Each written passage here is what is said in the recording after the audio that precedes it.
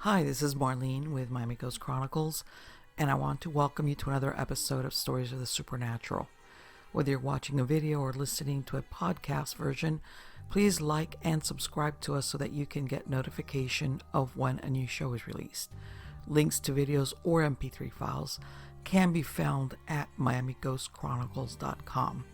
You can also find information about my talk show appearances and any new book projects at marlenepardo.com, or go to Amazon and look at my author profile as Marlene Pardo Pellicer. I narrate several podcast series that can be found on major podcast platforms and also listened to via Alexa, Sonos, and other home systems. Look for Supernatural Storytime for scary storytelling, Nightshade Diary for classic horror and adventure stories, and of course Stories of the Supernatural for interviews with different guests as we talk about the mysteries of the unexplained. If you want to get noteworthy news about the paranormal world, true crime, conspiracy theories, and just about anything that is plain weird, you can visit Stranger Than Fiction Stories tab at miamighostchronicles.com. I want to thank you for being part of my audience, and I think you are all wonderful. Hi everybody, this is Marlene with Miami Ghost Chronicles, Stories of the Supernatural. How is everybody doing? Good, I hope. I'm doing well, kind of. I was talking to the guest that we're going to have on, and even though, there's a little bit delayed in the release of the show, we here in South Florida, they just gave out a notice that there's the Hurricane Isaias is going out there. I'm telling you, never a dull moment, off the coast of Florida. And of course, it's still tracking this way. They don't know if it's actually going to skim off the east coast of Florida and then curve up maybe into the Carolinas, or if it's actually going to make any type of landfall. It looks like it might come in, if it does, maybe it's a Category 1. But, like I've endured Category 4s, and a Category 1 is bad enough. But let me tell you something, especially with gusts of winds, especially like me that, you have animals and stuff like that. It's okay. Already, I'm thinking, where are we going to put the animals, the cages, everything. Everybody laughs because they always ask me, Marlene, what do you do with the chickens? Believe it or not, since my house is elevated, I have lattice underneath on the outside, on the skirting of the house, so nothing goes in there. But I open it up and they all run under the house. That's exactly what my chickens do. They go under the house, where they will not get plucked and end up in my neighbor's yard, or maybe a mile down the road. And I've got a fallback plan for my free range chickens, because I don't have anything really to keep them safe in that many of them. If we start getting that much wind. But yeah, I was saying, sometimes I'm so caught up with everything that today I went shopping, and I noticed the water, all the water bottles. There was like, I walked up and the shelves are empty. And it's like, okay, Marlene, you're not paying attention to the weather. Sure enough, I went by the canned foods. That was like everything. Like, when you find like one little can over here and over there, I was like, yeah, sure enough, I hadn't paid attention to the weather reports for 2 days. The next thing you know is we've got, as a matter of fact, they issued the warnings like maybe a couple of hours ago. But yeah, that's what my weekend looks like it's going to be like. Luckily, I don't flood where I'm at, but you got to make sure. I've had experience. You got to make sure that certain things that you have, especially because we have that wraparound porch, that either you bring them down or you strap them down. Because if not, they will go flying. They become projectiles. So I was saying never a dull moment. But anyway, let's get to the good part. The good part is who I have as a guest today. And this person is, and I know you guys ask about this all the time, is an expert in Bigfoot. And his name is W.J. Sheehan. And you've heard him on Coast to Coast AM and the Sasquatch Chronicles. He's an author of Bigfoot Terror in the Woods, Sightings and Encounters books, and he brings you a podcast meant to chill the spine and stir your curiosity. Yes, we love that, don't we? And he teams up with his brother for some fantastic cryptid chemistry. Quote, these guys are like Click and Clack, the brothers on the NPR show Car Talk, meet Bigfoot. They're very entertaining, informative, and funny. So I think, I don't know if I have Click or Clack. I'm happy to have one of them here. And he's going to talk to us about stories. And but help me to welcome him. How are you doing today, Bill?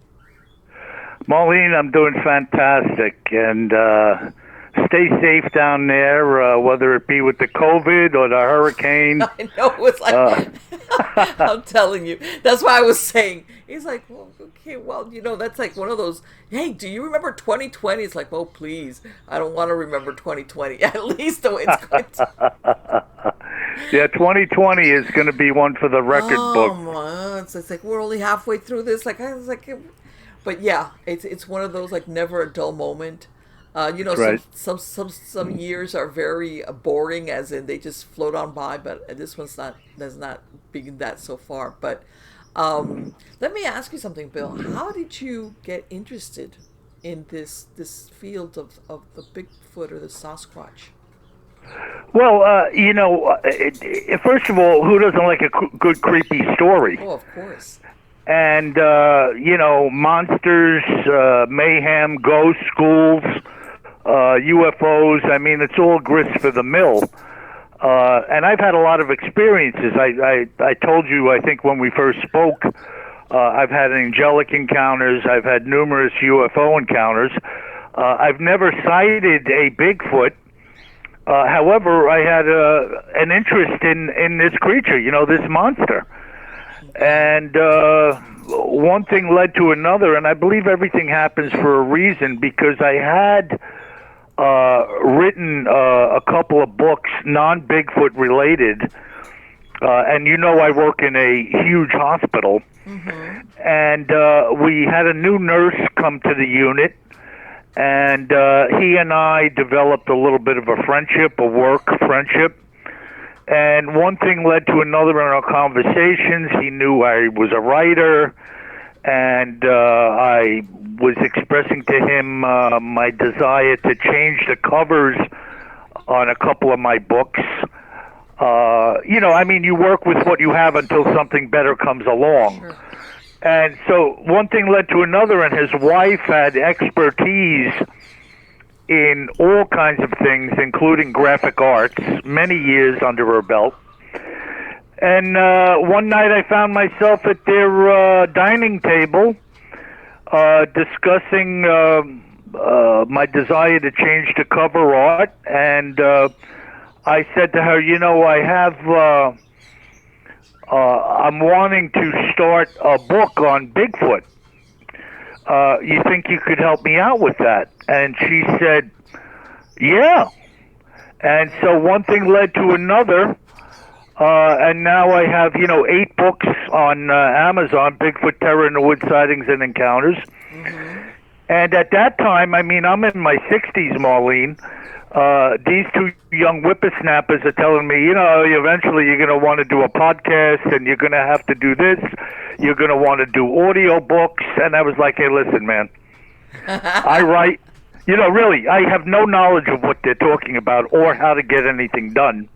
Right. But lo and behold, the doors opened, and of course now I have 6 of the books on Audible. Okay. And I just finished a series of 3 books called The Exorcist. Okay. One is called The Exorcist, Truth and Lies. The other one I named Diabolica.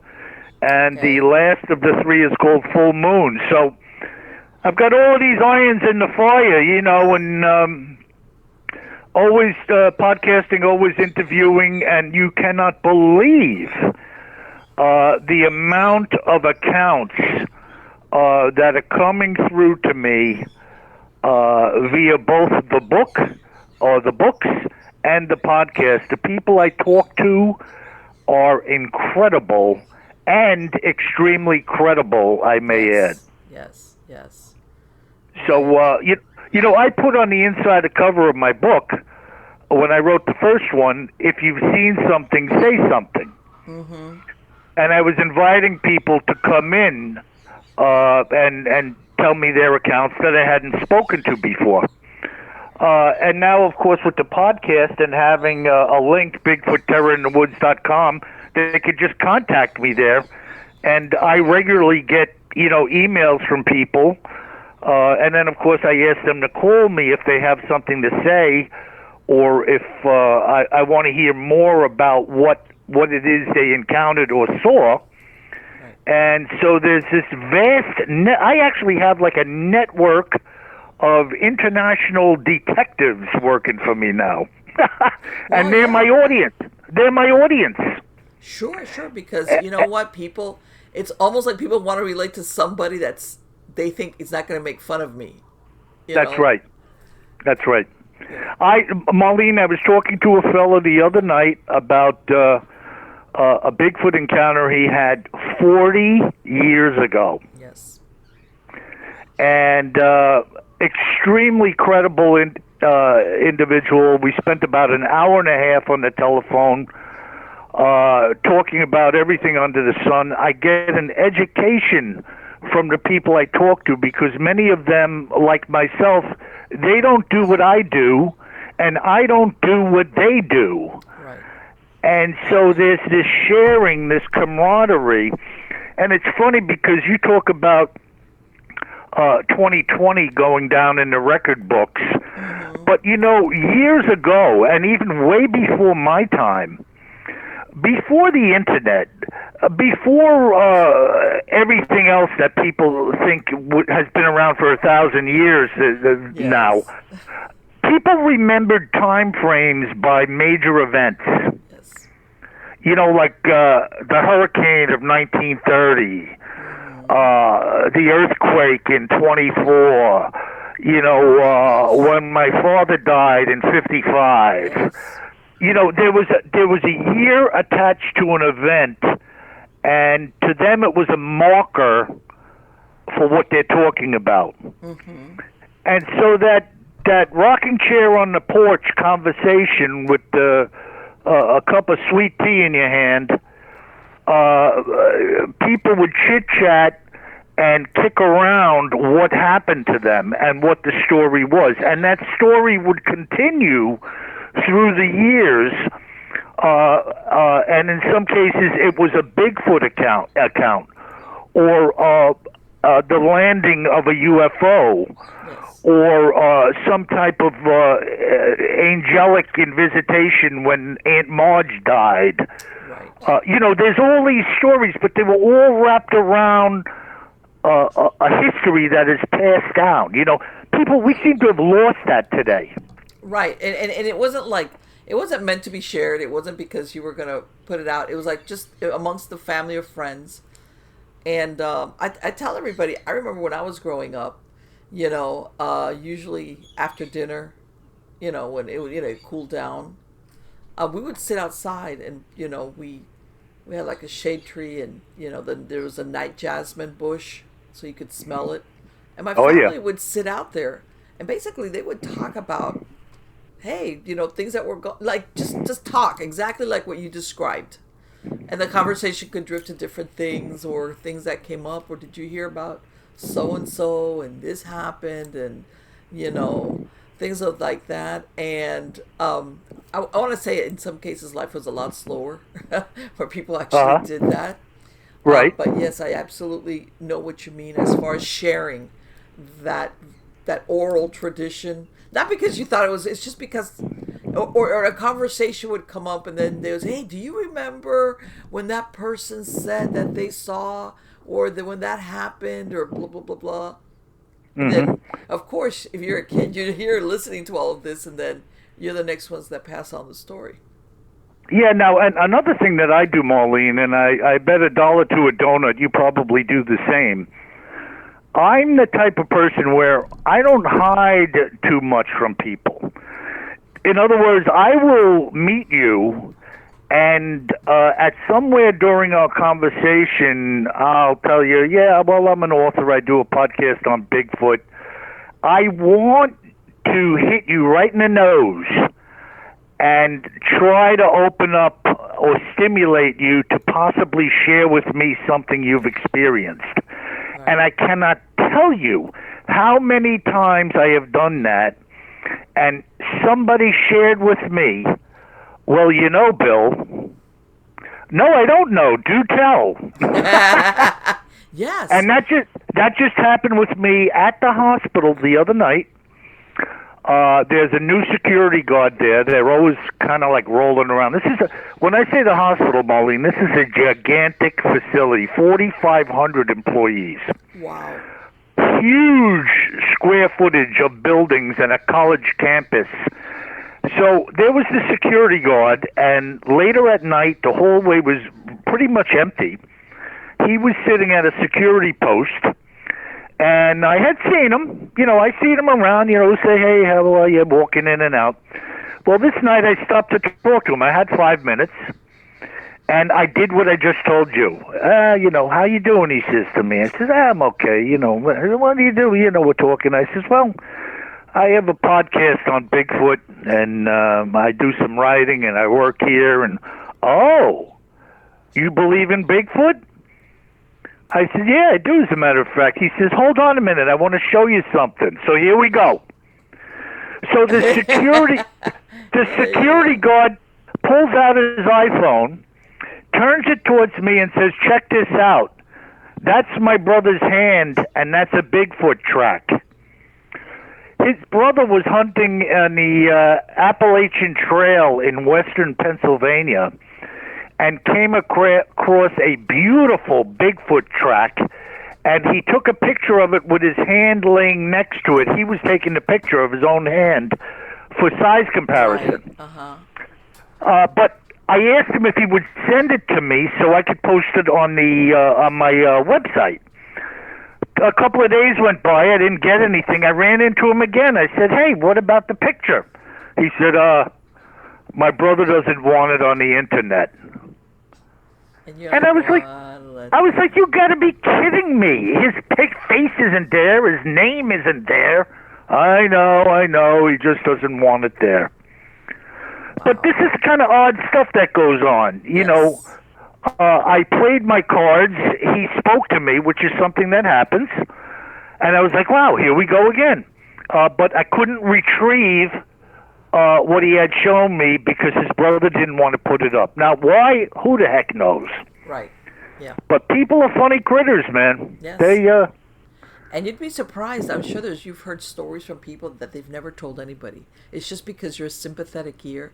But sometimes they keep these stories and they never tell anybody. And when I mean nobody, family, wives, whatever, they don't tell anybody because they're afraid they're going to be looked at like the funny guy.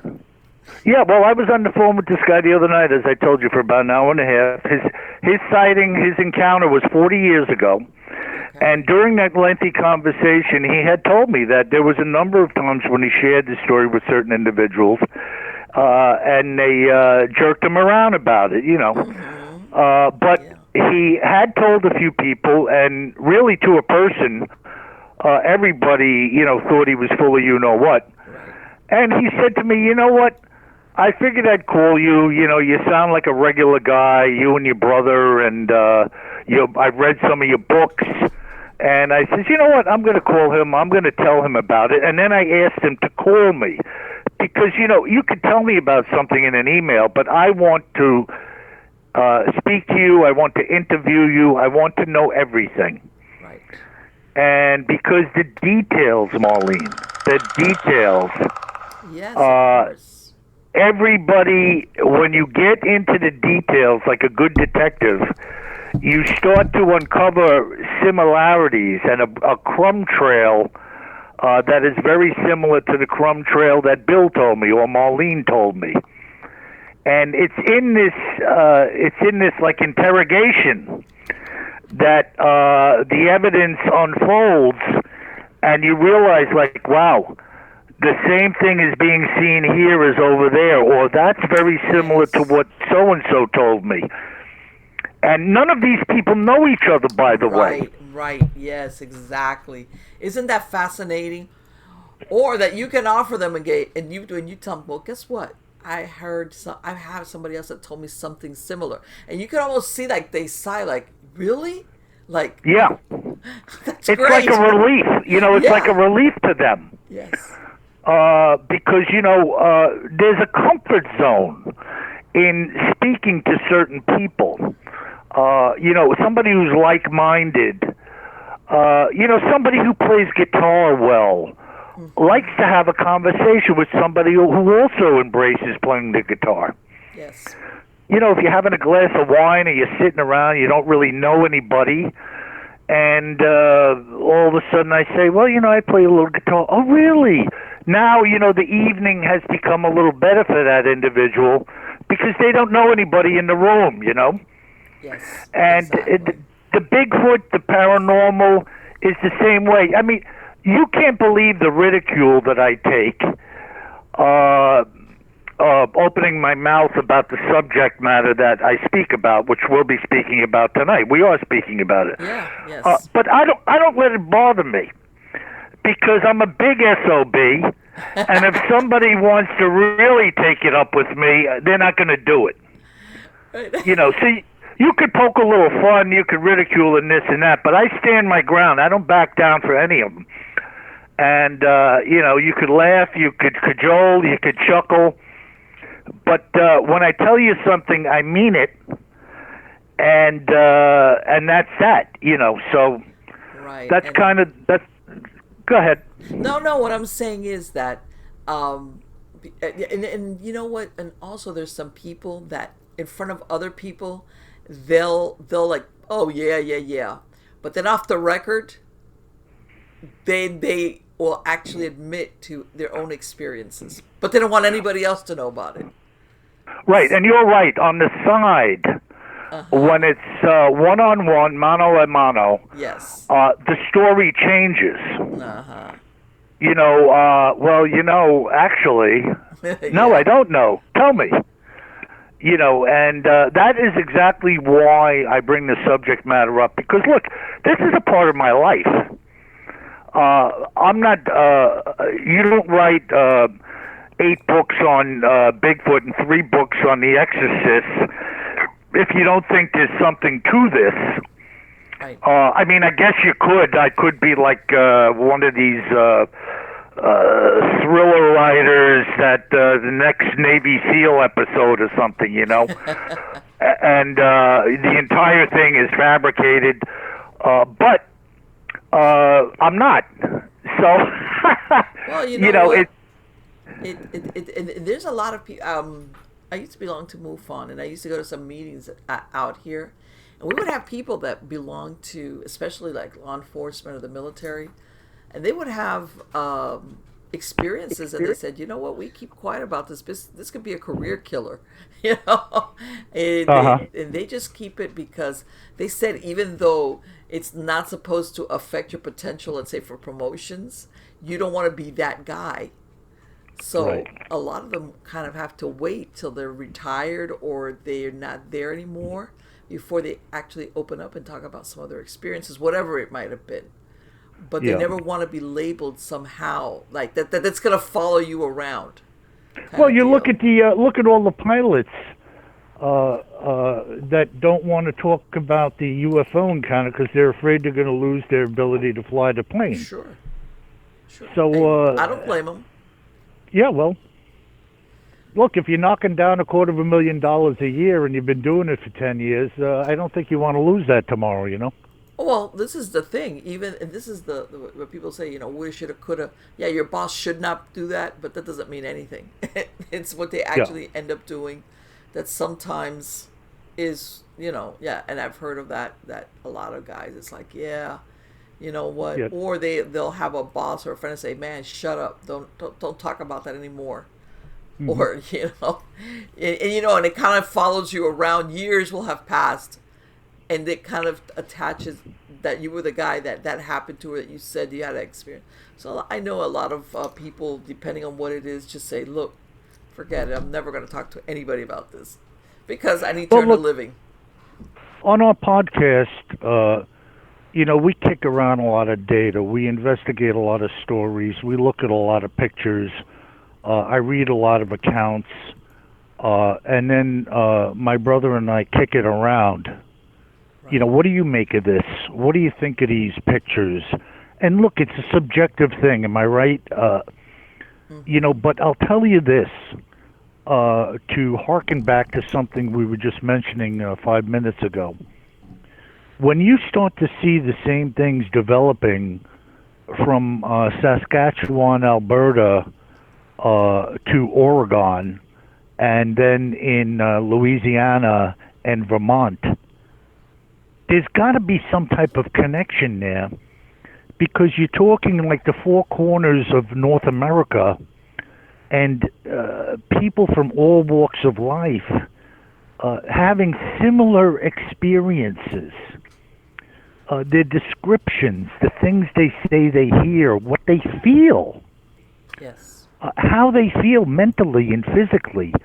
It's too, it's, I don't even want to use the word coincidental, Mm-hmm. but it rings true to me that this type of event, it has to be credible. And I'm not the kind of person where I'm going to knock everybody down as being a BS artist that talks to me, Right. because to me they have no axe to grind. I'm not paying them, and unless everybody and their brother is trying to trip up W.J. Sheehan for kicks, which I don't think they are, Right. why would you even mention it? Exactly. And And the that. fact is, when I'm talking to these people, as I said earlier, they know things. For instance, when I was dealing with a guy in Idaho, probably 6 months ago now, I can't even keep track of the time. This guy was with the conservation department. He was with the sheriff's department, and when he was a young man, he was a tracker. Not a tracker. He was a what's the word I'm looking for? Anyways, he used to take pack parties or Mm-hmm. pack trips into the Rockies on horseback. Okay. 3, 5, and 7 day trips on horseback. And look, I'm never going to do that. This guy was an encyclopedia of the outdoors regionally and the animals, what they do, what they don't do, things that have occurred. You and I will never know the information that this guy had unless he was to share it with you. Right. So why would he be involved in all of this and know all of this and then suddenly throw at me some jive about a Bigfoot coming into their camp? Right. Exactly. It just doesn't make sense. Exactly. You know, I don't know if you've ever, I talk about this all the time, and I was talking about it tonight because I was sharing a story that was incredible that one of my listeners pointed out to me. But it reminded me of Teddy Roosevelt's book, The Wilderness Hunter.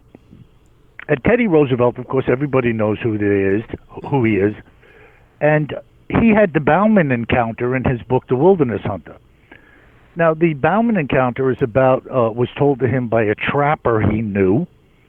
And the Wilderness Hunter is cover to cover factual data about hunting trips, what they ate, where they stayed, based on where he had been around North America. And he includes in the book Bauman's tale about his partner getting killed by a Bigfoot and Bauman's own seeing of the creature having fired rounds at it. Mm. And you say to yourself, why would Teddy Roosevelt, or Exactly. why would the guy whose book I was talking about tonight on my own podcast, why would they be telling you a factual account about their life and then suddenly slip in Bigfoot? Exactly. It just doesn't make sense, you know? Unless it had happened in the same context as the rest of what they're sharing, and it was just something else to share that was relative to this whole account. Well, it makes you think that, in and of itself, there would be enough adventure in what he's talking about. Like you said, his hunting trips. Like, you don't need. It's not for lack of excitement or adventure that you would need to stick in a cryptid or a Bigfoot in there to add That's correct. spice it up. It's like, especially during the times that book was written. It's like, okay, it was like, okay, this is really dull, so let's put something in there to make it more interesting. That's Yeah, yeah. And let me ask my you. brother and I talk about a lot of subject matter, and there's so many of these accounts. Really, if you dig into them, I think it was Davy Crockett had an encounter with a Bigfoot. He didn't call it a Bigfoot, but the description certainly was a freaking Sasquatch. Well, you and I know what it is. Right. There was no name for it at that point in time that he had. But this is a guy that fought at the Alamo and whatnot. He was like, Right. he was a no nonsense man's man. Probably if you would have told him he was a liar about the Bigfoot, he would have shot you. So I don't think so. I don't think so. The fellow who I was talking about tonight, the book was called The Long Walk. And it was referred to me by one of my listeners. This guy was in a Russian prisoner of war camp or labor camp in Siberia. Okay. And him and 8 other men escaped. And with nothing but the clothes on their back and a small hatchet and a knife, they went 3,000 miles on foot through Siberia, the Gobi Desert, over the Himalayas, and had a Yeti sighting just as they were finishing getting through the Himalayas, going into northern India. And 4 of the 8 guys died on their way. I can imagine. That sounds like a very treacherous trip. It's unbelievable. It's unbelievable. It's a story of human determination, to be free and to live. Mm-hmm. Yes. And in that process, 4 of the 8 men died. And 4 of them actually made it. But, they all wanted to make it, obviously. Right. And, but these guys had a Yeti sighting. And here you have basically a diary account of this escape and journey and actually how he got imprisoned and everything. And within there is this fantastic Yeti account that I had never heard about in my life. And here it was in this man's book. And again, you ask yourself, why would he need to insert this into the story? It sounds like just based on the whole experience from, like you said, from the point that he got imprisoned to maybe how they got out, how they trekked across Siberia. I mean, talk about the most unforgiving terrain. And the Gobi Desert. It's like, okay, why would you need to stick a Bigfoot in here or Yeti? It's like, you don't need that. And he spoke in the account. Of course, he was older, having written it, than he was when he experienced it. He didn't know in the account what they were seeing. He knew what it wasn't, but he didn't know what they were. And he put in the book, after he penned it, that he later had read some information about the hunt for the abominable snowman. Mm-hmm. And he even commented that the people who were writing the account about the abominable snowman being about 5 feet tall, he must have read that somewhere. And he said that I need to correct them, because what we saw was 7 to 8 feet tall. Okay. So he was giving a correction to whomever's work he had read relative to what an abominable snowman looked like, that it was much taller than what he had read. Right. In other words, that if you think, well, if he was going along in the same vein of what he had read, he would have reported something similar. And instead, he pointing out, no, that's wrong. That's wrong. Exactly. Yeah, but he was trying to give a very accurate account all the way along in the book as to what happened and when it happened. And it's a gut-wrenching story. God, it sounds I mean, just horrific hardships and despair and death and starving to death and, thirst in the Gobi Desert. I mean, these guys had nothing. You know what I mean? And yeah, and that's what I'm saying. The that sighting of the Yeti is like it. You know, you would think this person is not about to make this up and insert this in this story where, if you think about it, everything here is so. I mean, I haven't read the book. I've never even.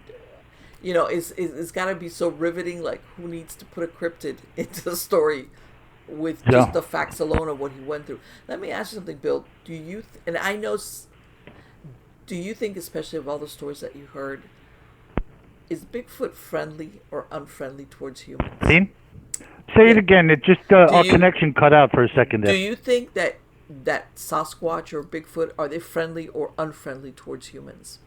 Well, my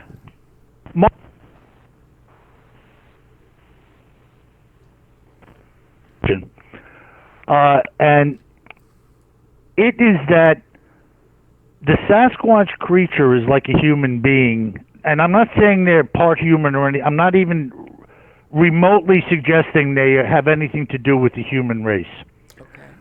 What I am suggesting is that they are like a horse or a dog or a human being, in that you probably have some nice ones, you probably have some very aggressive ones, you probably have some vicious ones, you probably have some very docile ones. You probably have some that will, without, at the drop of a pin, will charge you, and you have another Sasquatch who sees you and runs the other way. Okay. So I don't think there's much difference between them and a lot of other critters or human beings. Okay. That they, depending on which one you meet, and on any given day, I say, if you see Sasquatch and got away, you've had a good day. Right. Because my opinion is, and you know I end my podcast with saying, always carry more gun than you think you're going to need. I say that at the end of every podcast. Right. And a lot of people kid with me about it, you know, and they come back to me and they tell me what kind of guns they own, and then they say, always carry more gun than you think you're going to need. But I don't say carry a gun to shoot the thing as a trophy. Mm-hmm. I say, you're not going to have any defense against this thing if it comes at you. Right. You're not going to outrun it. And, you know, as far as muscle is concerned, you're fighting it. You're not going to come out a winner on that one either. Well, listen, I know of people who have put a bullet in a grizzly bear and it kept running at them. Yeah. So, you know, and most people know that do any kind of hunting. You could shoot an elk with a 30-06 round, and that thing, depending where the bullet hits it, that thing can run a long ways before it hits the ground. Yes. And you know, if you pop around into a Sasquatch, I mean, I have an account where some pheasant hunters had a Sasquatch leap up out of a briar patch that their dog was working. And this thing was running through a briar patch that this guy said would put you in an emergency room if you tried to do it. Okay. He put 2 rounds of 8-shot in his shotgun at close range, 20, 25 yards, right on this thing, and it didn't even flinch. Wow. Now, number 8 shot is not a bullet. It's not a long rifle shot. But at 20, 25 yards, you get whacked with 2 shells out of a shotgun of 8-shot and you don't even flinch? I mean, I don't know what, you know, I had a conversation with somebody some time ago, and we were discussing how could such a thing be? And then the thought developed in my mind one day, well, let's look at something like an elephant. Elephant hunters developed a gun that was called the elephant gun. Right. Larger bore, bigger bullet to penetrate, I guess, the hide of the elephant. So I thought to myself, well, what if there were aspects or areas of a Sasquatch body that were, let's just say, more leathery or thicker, Yeah. where maybe they don't want to get hit with the number 8 shot, but it doesn't tear them open and make them bleed profusely like it would, or kill me like it would. Exactly. I mean, it's just a suggestion. I have no Right, way right, of proving any of this. I'm just talking about what I hear. Right. Well, maybe the thickness of their fur or something that just it doesn't penetrate the same way that, let's face it, we're skin right there, unless we're wearing some type of body armor. But in and of our bodies are kind of defenseless. Just our bodies. It's not the same thing. Well, the human body, there's not much. I mean, if you get shot as a human being, all you can hope that is it passes through some meat and goes out and didn't catch any arterial blood flow or an organ or something. Mm-hmm. Exactly. But other than that, Right. And that's exactly what, but again, you mentioned, short of a body being brought in to be dissected of a Sasquatch, we really don't know what the particulars are as far as their That's anatomy right. is concerned. What is it exactly? Are they, how similar or dissimilar are they to human bodies? Exactly, as far as what you're talking about is how they're affected by getting shot or any type of weapon.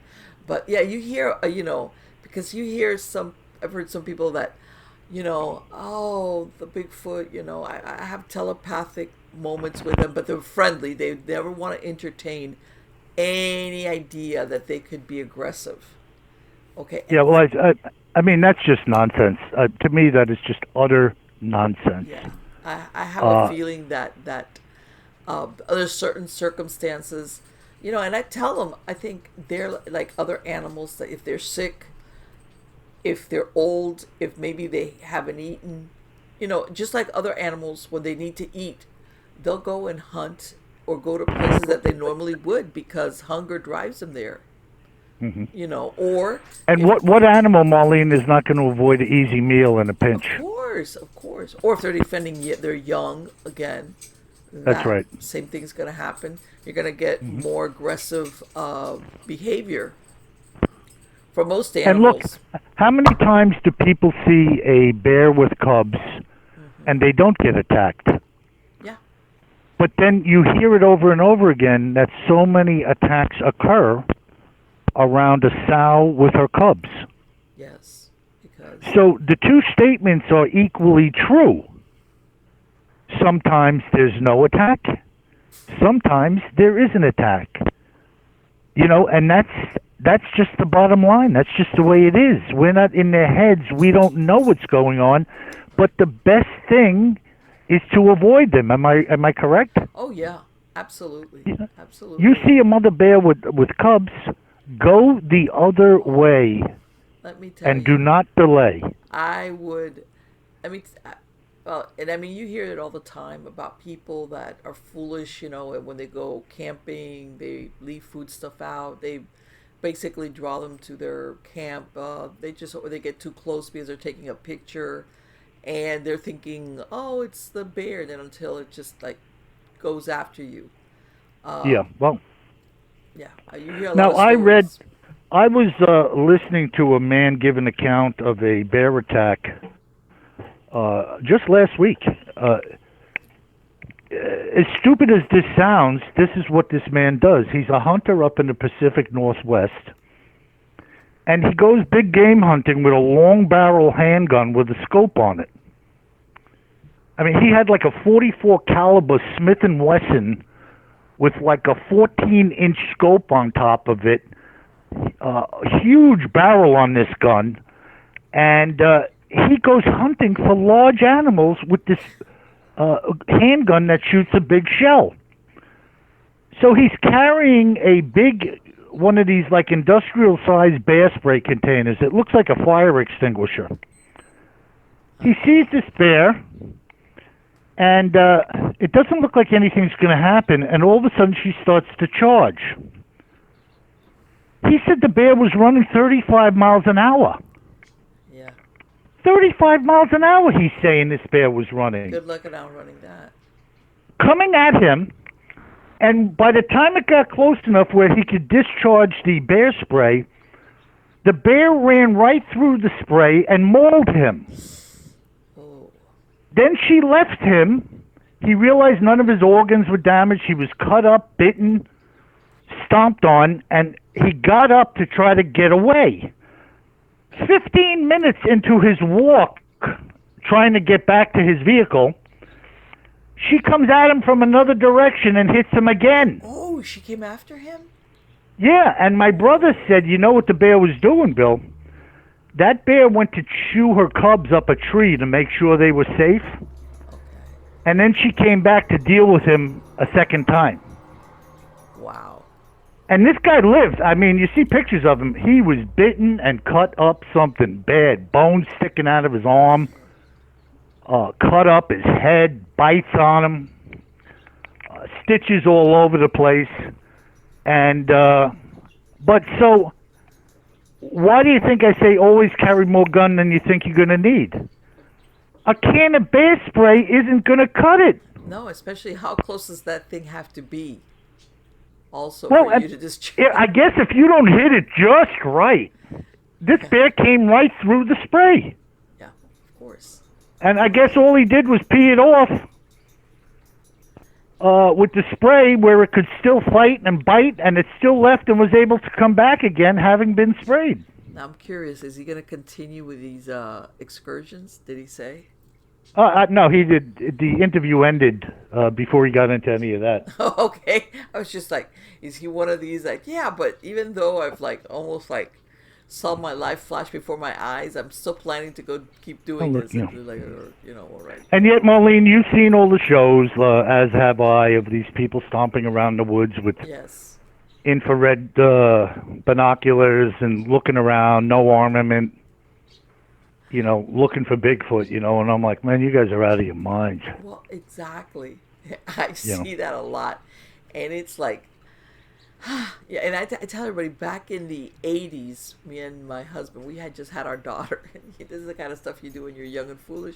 But anyway, we decided we're going to go to Yellowstone. We do a road trip with our 6-month-old daughter. We're going to go up to Yellowstone. This was when Yellowstone, of course, this was before the fire and everything. And I told him, hey, we're not going to camp out because I hear too many stories about people that with the tent. So we rented a cabin. But anyway, before we go in there, it was June, but they still had snow down. They had just opened a park. And we stop at this little store, like a little trading post, and we're talking to this lady. And we bring up the subject about bears. And she says, well, you know what, there's not supposed to be bears. And they try to fly them out. They try not to have bears around where the people are. But Yeah. she says every once in a while, they keep wild animals. So we come in and my husband had our daughter on his back like a carrier back then. And I remember we're going through the woods and we're making our way. There's a big lookout tower, and there's a trail that leads to this lookout tower. And we're walking, and all of a sudden I'm walking in front of him, and I see like a reddish fur, kind of, like waving in the wind, kind of like like when an animal's scratching itself. Yep. And I remember I stopped. I just stopped, and he like bumped in behind me. And I said, "Look in front of us. There was a grizzly." It was like, holy crap. Yeah. Yep. The thing about they're not supposed to be around. Yeah, we that's got there, baloney. and within an hour I was getting there. It's right smack in the middle of this park, which is already teeming with people because it opens up. There's a lot of the park that's not open in the winter. Right. And we run across for like an hour into there. Then I told them back out. It was we huge. don't. We like to think we're in control of everything, but we are in control of very little. Oh yeah. And the notion that you don't have to be afraid, everything's okay, this is just poppycock because, you were given your instincts. Look, before human beings had access to weapons, and I'm talking guns, Right. we were as much prey as other animals were prey Yes. to predators. Whether they were wolves, giant beasts, bears, tigers, lions, crocodiles, we were prey to animals, and there are areas in the world today, as we all know, Mm-hmm. where we are still prey. Yes. And this guy with this long gun was prey. Yeah. So they don't care and they don't understand that they're going to be shot. They're relying strictly on an instinct given to them by the Creator to attack Right. For whatever under reason. whatever circumstances they deem that to be necessary. They Yeah. will attack. Yes. Yes. And it's like So they don't care that you're the human, and that we think we're at the top of the food chain or whatever. Yeah. And, no, and let me ask you something, Bill. Do you think, and I'm gonna move, throw something out of left field. All these disappearances that they talk about now in all these parks or in the wilderness. It doesn't even yeah. necessarily have to be a park. Do you? I mean, obviously, some people they purposely disappear. I know that. And others are just they get lost, and they fall into some place where they can't get out of. But do you think that there's any connection sometimes between these really weird disappearances and Bigfoot or taking There's no anybody? doubt about it. To me, Mm-hmm. there's no doubt about it. And when we talk about people who want to disappear, Right. they just want to fall off the map. Yes. And then we talk about other people that bite off more than they can chew, going solo somewhere, and they die and they're never found again. Mm-hmm.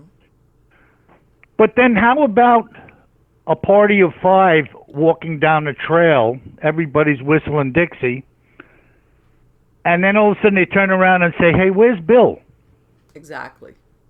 And Bill is gone, and a search party ensues, doesn't find any remnants of Bill, clothing, a shoe, his hat, never to be seen again.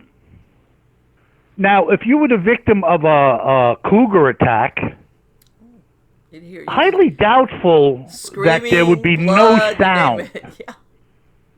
Yeah. But even if there was, and the thing bit you by your throat and nobody heard you, this thing is not going to drag you for miles. Of course. So if a search party covers 3 square miles, 4 square miles, 10 square miles, 20 square miles, air and ground, and they don't find you, where the hell did you go? Exactly. Unless something large enough to just grab you, bust your neck, and take you on the shoulder like a grocery bag, and get out of Dodge so fast that nobody has time to even think about it, what else could take you away? Without anybody hearing anything, like you said, within That's right. seconds. The I that mean, and we like you said, have everybody turns around and where did you go? That you're there just a moment ago. yeah, and I have accounts in my books of skeletons that are found, limbs torn off, clothing put on backwards, Yes.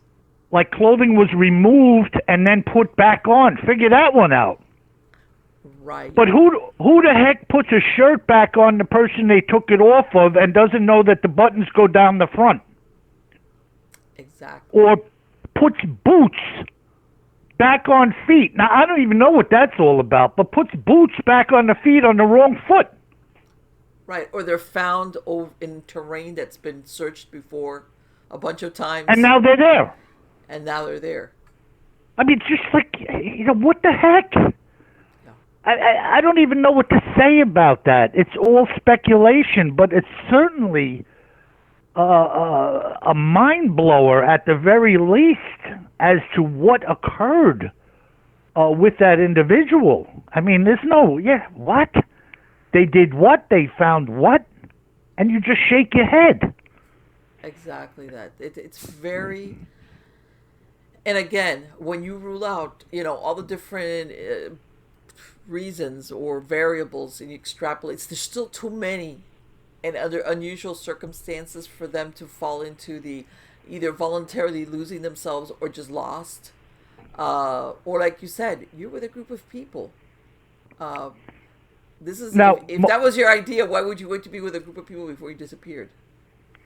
that's correct. Now, also, Marlene, you haven't asked me, but I'm going to throw this at you. A lot of people ask me, is there a paranormal or otherworldly aspect to the Bigfoot? Okay. And my opinion is yes. Okay. And what I believe is there are two things going on here. We have a true-to-life Bigfoot creature, flesh and blood. Okay. Then I believe there is a mimicking going on. And when we get to the story I have for you tonight, Okay. I have deliberately picked one that is so freaking far out, you're not going to believe it. All right. But I've heard tale of swirling mists, portals being opened, UFOs hovering over Bigfoot and drawing them up. Yes. High strangeness to the umpteenth degree that just does not register with a human being. And yet these are the stories that are told. Right. So what if I believe there's a demonic aspect to some Bigfoot sightings. Okay. And then I believe there is, and when I say demonic, I believe the creature is being mimicked. Could be, sure. In a way that it comes and goes, in ways that we're not familiar with. Right.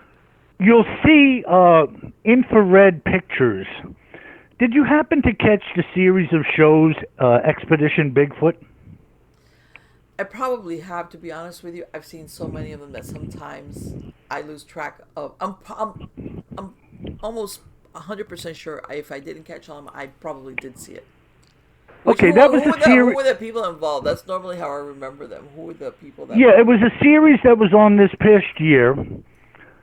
They did about I don't know. I want to say 6 or 7 Is this the one shows. where they had this lady, a scientist? She was blonde, and she had done work with Gorillas. with gorillas. Yes, I saw that one. Yes, I saw. Yes. That. Okay. So during that series of shows, twice they caught what they believe was a Bigfoot or something on infrared. Okay. And in both circumstances, the creature was lit up red hot, Right. as opposed to everything around it. And then it looked like it passed behind a vertical straight line, almost like a concrete wall, and disappeared. So it didn't run away where you were gradually seeing it flashing in and out behind the leaves, or Right. it simply was, and then walked through this line and was gone. Wow. Now, look, if you or I film each other with infrared going through the woods behind my house, I'm going to see you passing in and out. In one way, shape, or form, I'm going to pick up a little bit of your body heat here or there. You're not just going to vanish in the trees. Yeah. Exactly. I mean, when you get deep enough into the woods, you'll disappear, but it's not going to happen instantaneously. Right, like if you're going through a doorway and all of a sudden you. Correct. Yes. Correct. Passing behind the veil, I call it. Right, and I It's like have heard of that, where there's an uptick sometimes in UFO sightings that coincide with an uptick of cryptid or Sasquatch sightings. People that start comparing notes. And it's very creepy. And I think, and like you said, are we talking the same creature? Are we talking a mimic? Are we talking, or is it that there's a rip, and maybe these things come through those rips? Well, look, you know Skinwalker Ranch, right? Yes, of course. So many years ago, George Knapp had been covering Skinwalker, and I heard him. He was the first man I was listening to who turned me on to Skinwalker Ranch. Mm-hmm. And if you've heard any of that, there was a time when they had all of these cameras set up around the ranch. Right. They still do, by the way. Right. And at one point in time, on one of the cameras showed up what appeared to be a tube. A tube or a hole off the ground in which they saw some type of creature climbing through it. And the creature emerged out of this ethereal tube, jumped out, and ran away. No, some of the things they've described, even the family that lived there, it's like, wow. Yeah, now there is no doubt. And let me tell you something, and this can relate to Bigfoot as well. There are things of which we have no knowledge. Okay. There are things out there that we will never know. No matter how much we study it, all we are left to do is look at it in awe and say, what the heck was that? Yes. It just, I don't care who the scientist is, how smart they think they are. Your brain doesn't have what it takes to tell me or anybody else what just happened. It's just not there for us. It's not for us to know. Did you see the special that they just released with the current owner of the Skinwalker Ranch? And yeah, the new, yeah, mm-hmm. That, because for a while they shut everybody out. That they weren't allowing anybody near their place, and they had really heavy security. And supposedly the idea was that they wanted to let things settle down, just if they could have more phenomena come back in. And I recently saw that one. And this guy was bringing in physicists, scientists, and everybody back then was already having experiences of some type or witnessing things that they couldn't explain. Yeah. It was virtually immediate that things started to happen to them. Yeah. Yes. And I myself, I looked up, the high school teacher that back in the 50s, he was having UFO sightings over the ranch. Uh-huh. I did look up, and I found those articles where it did come out. I want to say in the 50s and 60s. I can't remember his last name. It begins with an H, I think. And it was a local paper, and he was talking about how that they had seen UFOs over the ranch. This was way, of course, decades before any of the notoriety of the Skinwalker Ranch. He was just noting it as a science teacher. He was a high school teacher. And I did find those articles. So apparently it's been a long time that area, for some reason, there's something there.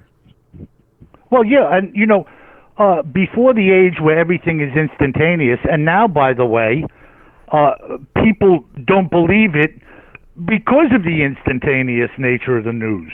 Yes. But back then, it gets back to what we were talking about of having a cup of tea on the porch and kicking it around. If somebody was a friend of yours and they were telling you something and you knew them to be a straightforward, honest person, in the days when that actually meant something to people. Yes. If they told you a story, you were like, wow.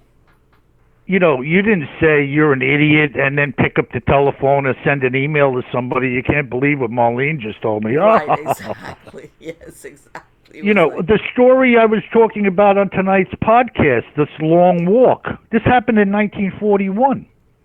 There you go. There are Bigfoot accounts that we kick around that are over 100 years old. Mm-hmm. Right. Some of them came out of little town rag newspapers. Yes, and they were supported by towns around them, 3 or 4 other little rag newspapers. Right. And the idea back then wasn't what it is now. Sensationalism that you think, okay. Back then, they were reporting it, and sometimes it didn't even make the papers outside of the area, especially if it originated in some small town. And unless you happen to come across this article by sheer chance, going through archives, Right. You'd be surprised what you do come across as far as some of the things that people describe that happened to them. Well, there's no doubt about it. I mean, there's no doubt about it. And back then, men would put a posse together in a small town, and if Marlene said that she was attacked by something she didn't know what it was, but described a Bigfoot, those good old boys would get together with the pickup trucks and the shotguns and go find that sucker. Sure, of course, and nobody'd be like, "Oh, you're crazy." He's like, "Oh, yeah, absolutely." Yeah. There was this belief that something like that could exist or did exist. Well, let's put it this way: there wasn't a cocky arrogance that it couldn't be. Exactly. Because if you or I were known to be an upstanding, credible Christian woman or man, and we had no reason to doubt what you were saying, then we need to look for this thing before it kills somebody. Right. Exactly. And that was the mindset, Yes. In the same way as if a rogue bear was reported around the town. Sure. We got to find it, because that thing will maul somebody or kill somebody. Yes. Right. And people don't realize that back then, people cared about, especially in communities, like you said, everybody cared. It wasn't just all about like what happens to me. Everybody cared about what happens to us, as in, somebody else could get hurt, and like it was a different type of responsibility people had towards each other. Of course, depending what area we're talking about, but absolutely. Right. And like you said, and there was this belief, unless you were the town drunk, and it's like, yeah, okay, go sleep it off. People believed you. People actually believed you. Unless you gave them a reason not to believe you, for right now, what you say is true. Yes. And that's the way it was looked at, and that's the way things were weighed out. Now, if you were found to be a liar, okay. That just changed everything, and everybody would know that as well. For years.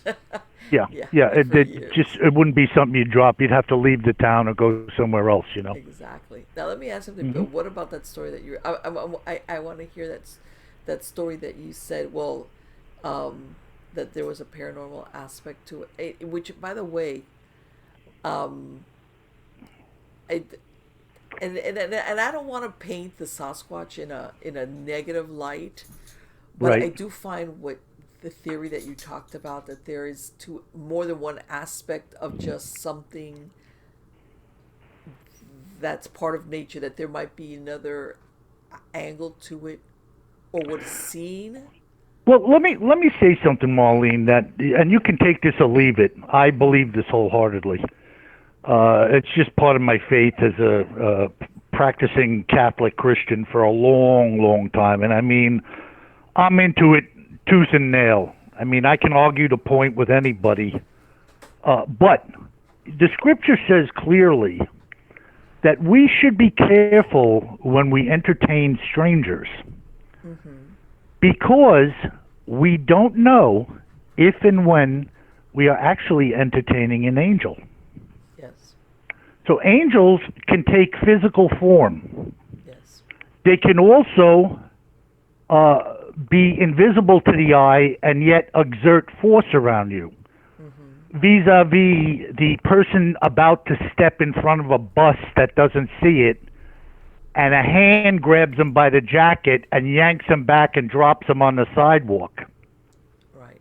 What was that?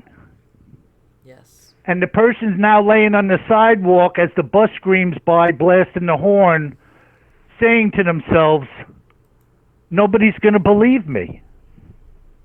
Exactly. Something just grabbed me by the nape of my neck, yanked my 200-pound carcass out from in front of that bus, and I'm alive to tell about it. Yes. So this is the thing, the stories of the hitchhiker picked up that gives a warning. They look a little odd, somebody recalls that, he's a little strange, this guy. Next thing they know, they're talking, they turn their head at 50 miles an hour, and the guy's not in the seat anymore. Right.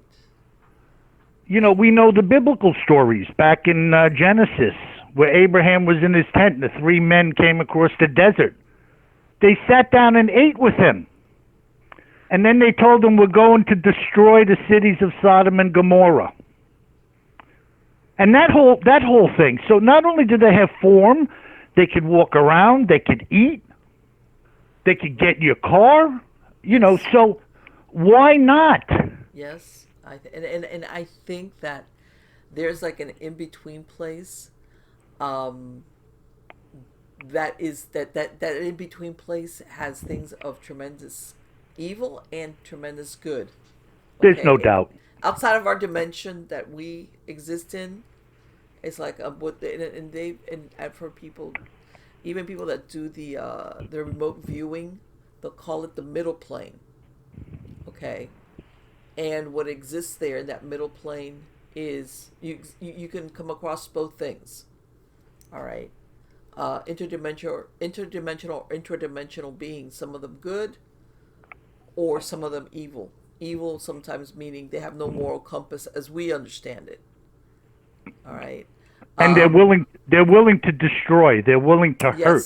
Yes. They're willing to put fear on you. Oh, absolutely. Corruption. And many times they just outright look evil. Yes.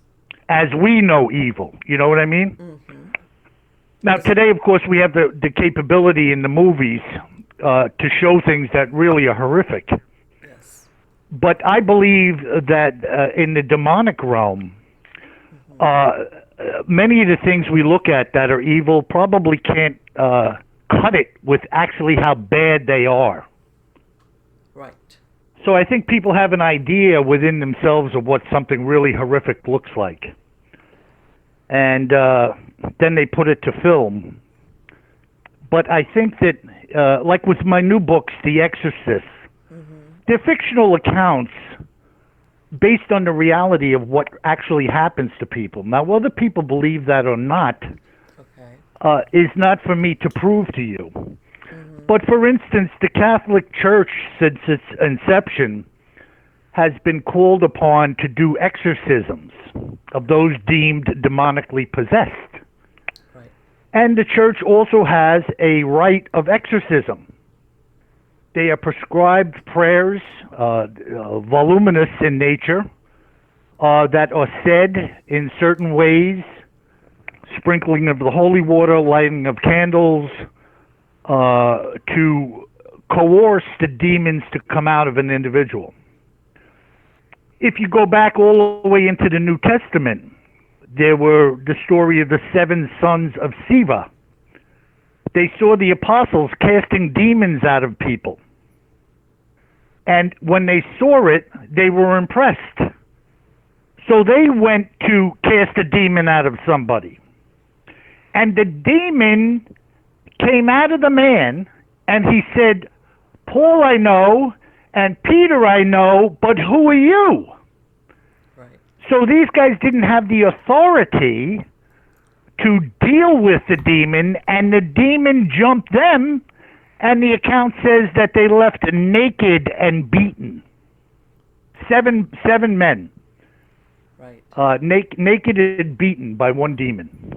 Well, you know that Father Amarath, who passed away in 2016, which was the main exorcist for the Vatican. Yes. You know that they were. I read an article that they were looking at some of these newly minted priests coming out of seminary, and they were very eager to do go off and do, except become exorcists. They were trying to tap some of them to, in other words, become full-time exorcist like Father Amarath, and they were like, no. And I think people don't realize that something along those lines, there's also a psychological pressure that you're under, besides a spiritual one. All right. Well, it's spiritual warfare. Yes. Spiritual warfare in high places. And, the apostles came to Jesus and they said, we went to do what you do. And they wouldn't listen to us. And Jesus said to them, These things only come out by prayer and fasting. So he was giving him some preliminary instructions Right. that what you see me do isn't necessarily what you're going to do unless you are willing to do the things that I do to be able to do them. Exactly. In other words, no amateurs allowed. Yes. You have to be stronger than what you are fighting Oh, absolutely. to prevail. Absolutely. Spiritual fighting is no different than earthly fighting. If you are to prevail and win and champion over the demonic, you have to be prepared spiritually and psychologically Yes. to overcome them in their own field of battle. Yes. It's like a freaking gruesome gladiator fight without swords. You know, you need to really know, because otherwise they're going to jump on you. Oh yeah, and I think we all as human beings have this. I don't want to call it an instinct or knowing within us when we're in the presence of something like this. Well, you know, the presence of evil. We are inundated today with distractions. Yes. But I had studied Oriental medicine. I'm a therapist, and now I'm a technician in the hospital. And I would say to people many times through my life, the next time you're sitting at a traffic light and you realize you're turning your head to look at the person next to you. We've all had this happen to us. Mm-hmm. You simply flip your head, like, why did I just flip my head? You don't even think about it. Right. But only to realize that the person next to you is looking at you. Mm-hmm. Their energy has pierced your energy and brought about a response, which is you turning. Yes. That is just a minuscule example of sensitivity. Today, people are so inundated with noise, electronic devices, distractions, in particular an area like mine, that they are so far removed from that, they can't even entertain, when you talk about it, the fact that something like that actually exists. They'll roll their eyes. Like, you know, come on, man, I'm busy. I got to get back on Hulu. Yeah. You know, I hate to say it. I'm too busy my multitasking. Netflix is waiting for me. You know, multitasking. Sorry, you know. Yeah. How about sitting still and staring into the night sky for a couple of hours? That's a tall order for a lot of people. You know. That's right. A real tall That's right. order. How about sitting down and shutting up for a while and watching and waiting for the hummingbirds to get some nectar? Can you do that? But a lot of people can't. They can't. They cannot. They might even say they can until they try to do that, but they can't. The sitting still part is almost beyond them. They start to fidget, and it's a sad thing where people we're so caught up that you almost feel guilty when you're not trying to figure out what you're going to be doing 5 minutes, 5 hours, tomorrow, 5 days. It's like, okay, and then people wonder why they're so stressed out. Yeah, no. But I mean, look, I just bought a night fishing permit because the fishing grounds that I like to go to is like a parking lot now because of COVID. Oh, I bet people are just. I usually go during the week when nobody's around in my little boat. I have places I like to drift for striped bass.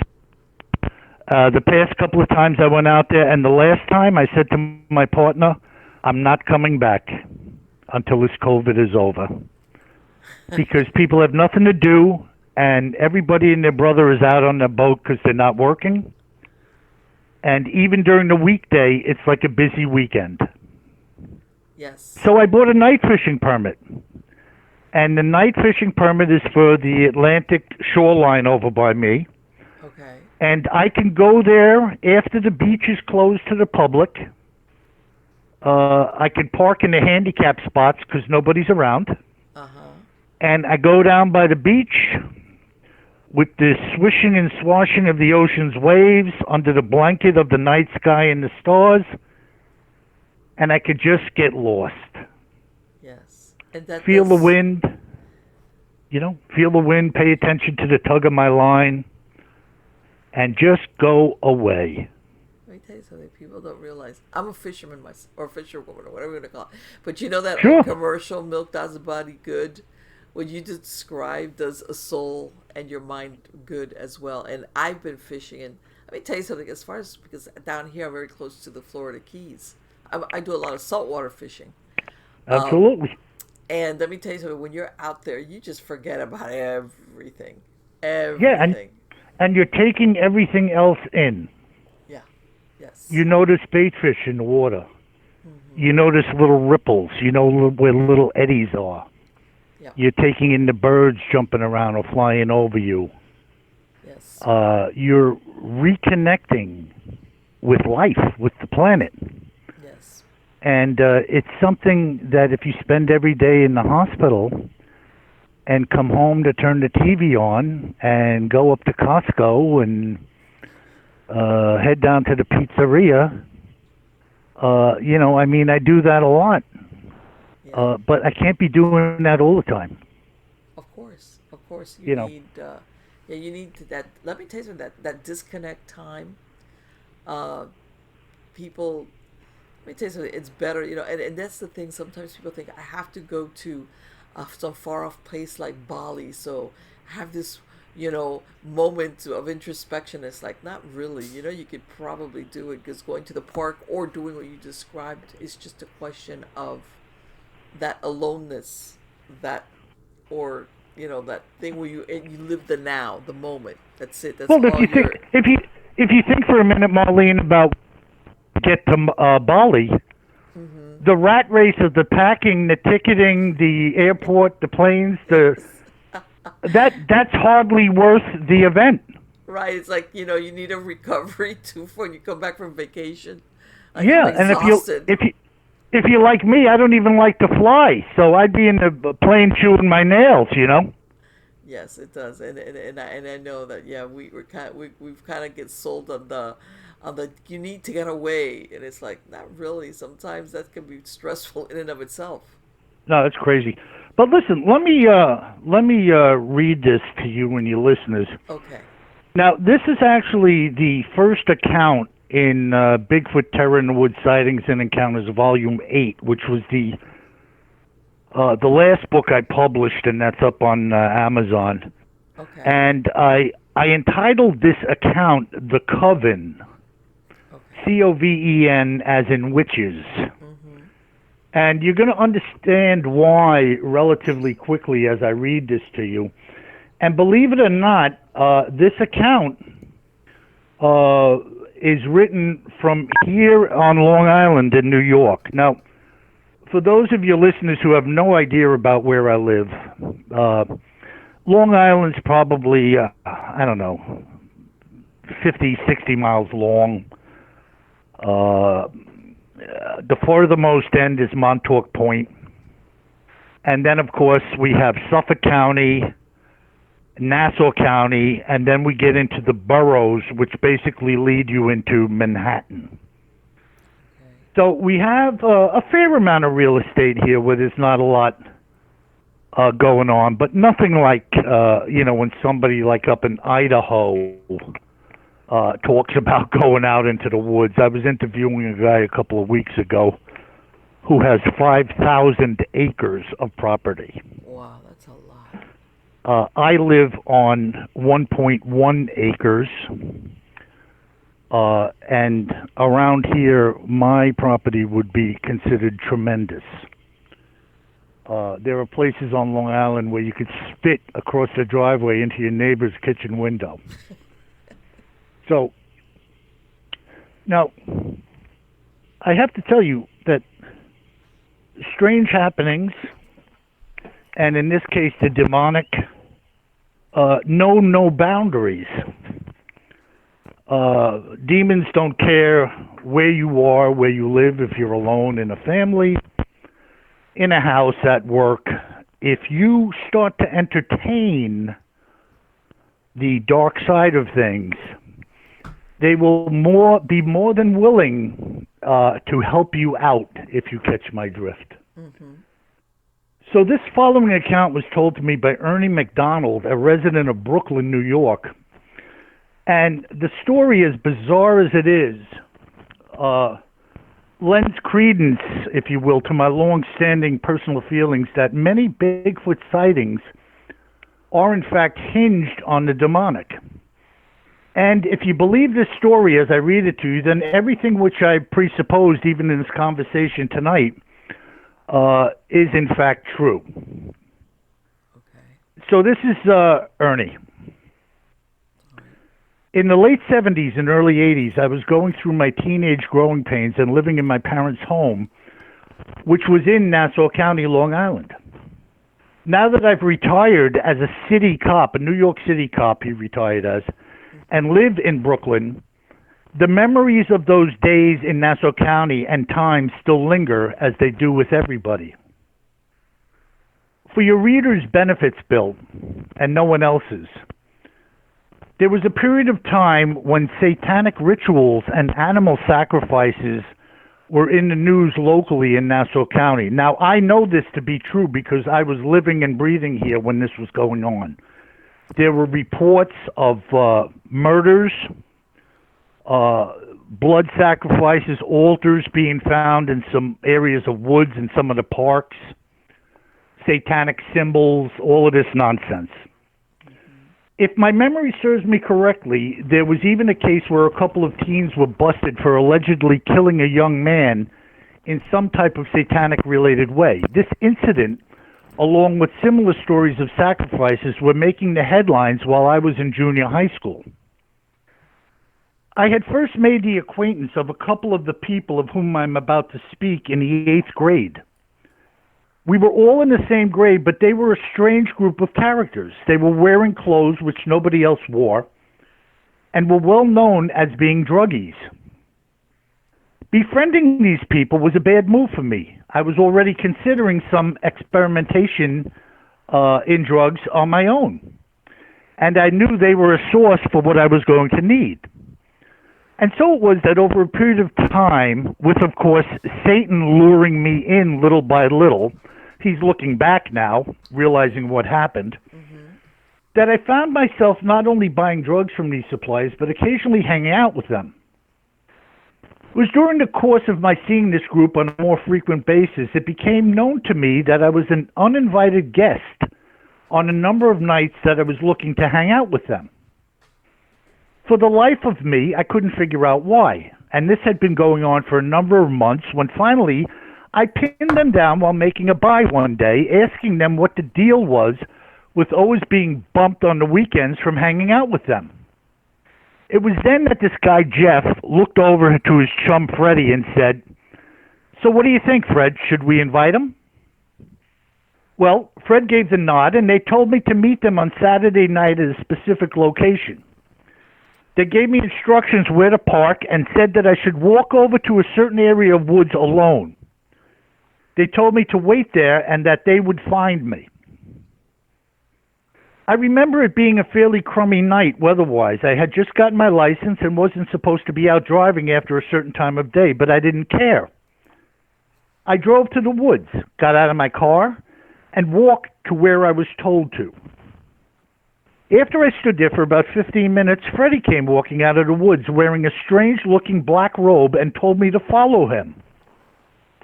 Just turn the page here.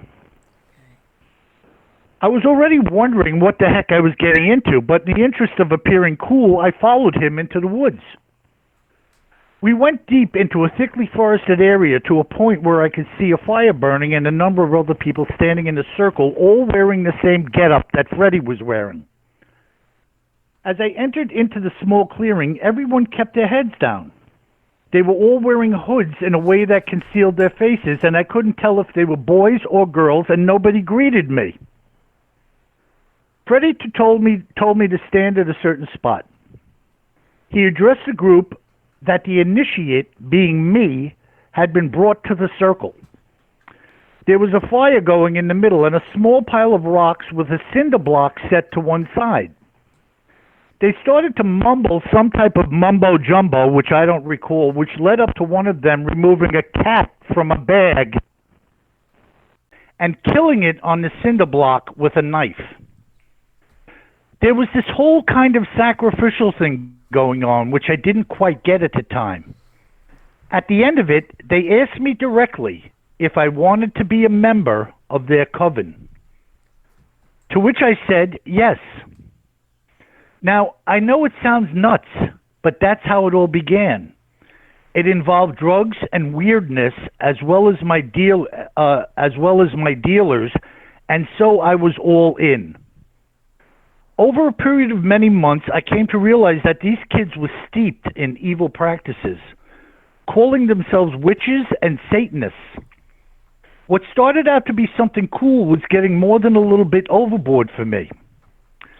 It was during October of that year, with Halloween fast approaching, that plans were being made for this big sacrificial meeting, which was going to occur at midnight on Halloween, and all were required to attend, including me.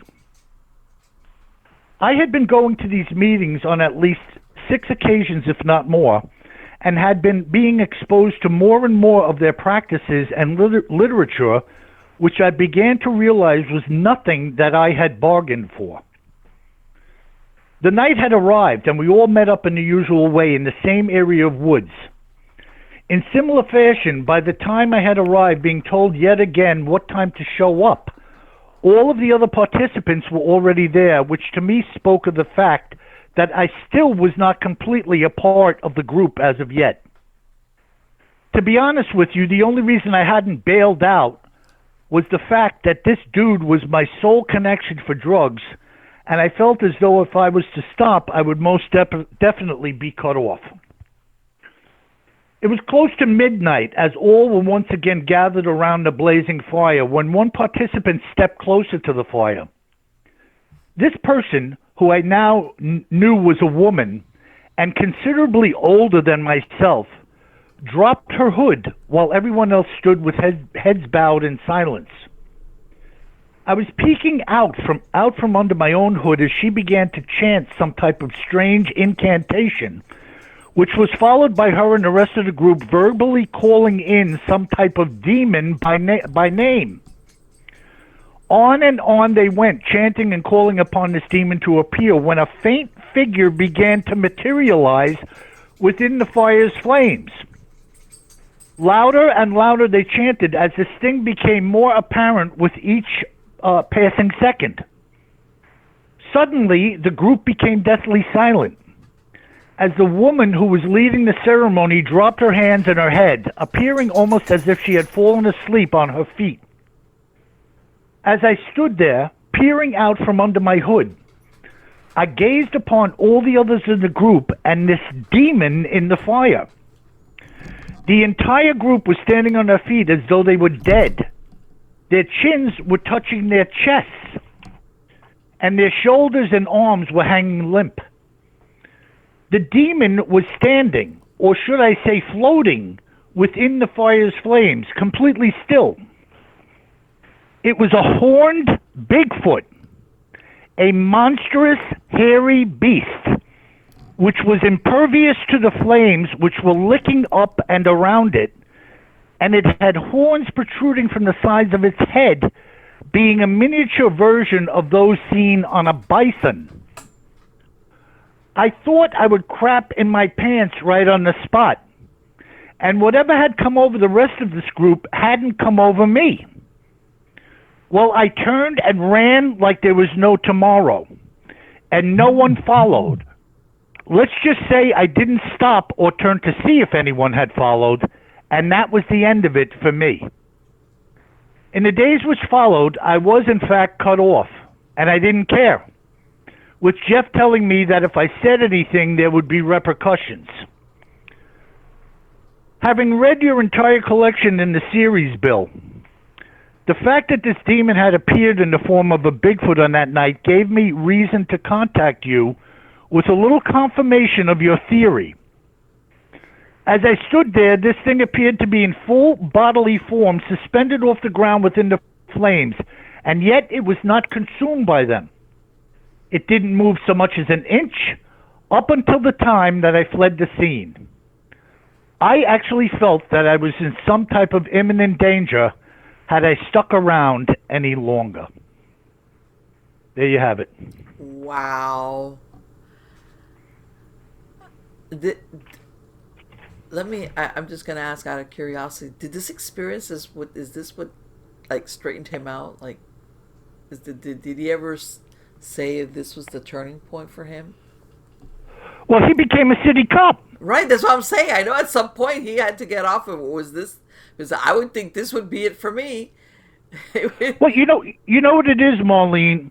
I think that, and I know this to be true for me in many aspects of my life.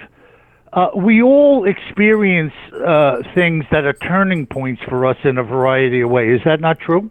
Yeah. And so, unfortunately for some people, they don't get the opportunity to turn. They get killed. Yes. They die in the process, right? Yes. I could use examples, but I don't think it really matters. This guy, there was an old TV show, and I don't think I ever saw an episode of it. You remember it was called Scared Straight? Yes. They'd invite people to go into a maximum security prison. Yeah. And hang out with the people that were in there, and these people would come out like, I don't want nothing to do with that. Right. There were. Yeah, I remember there was like young kids that were like on their way to criminal. They were going to get locked up eventually. So. Right. This was their last chance before they kind of like became hardcore criminals. In other words. Right, and they made a show out of it just to impress on the listeners or the viewers and them. If this is the path you're going down, then you might as well see where it is you're going to live. Yes. And so this guy, had notions like a lot of people do of getting junked up or, whatever it may be, alcohol, pills, heroin.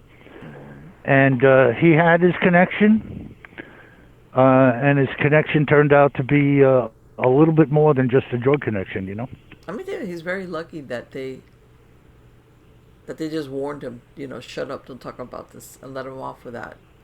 Sometimes they can be quite vengeful. Well, yeah, we have the MS-13 gangs here on Long Island, which they've been cracking down on. Right. And a lot of people have been found in shallow graves at their hands. Yeah. And some of them had done nothing wrong, but apparently in their demonic gang, to kill somebody is part of the initiation. Yes. So you have to be willing to take a life to be part of them. Yeah. So.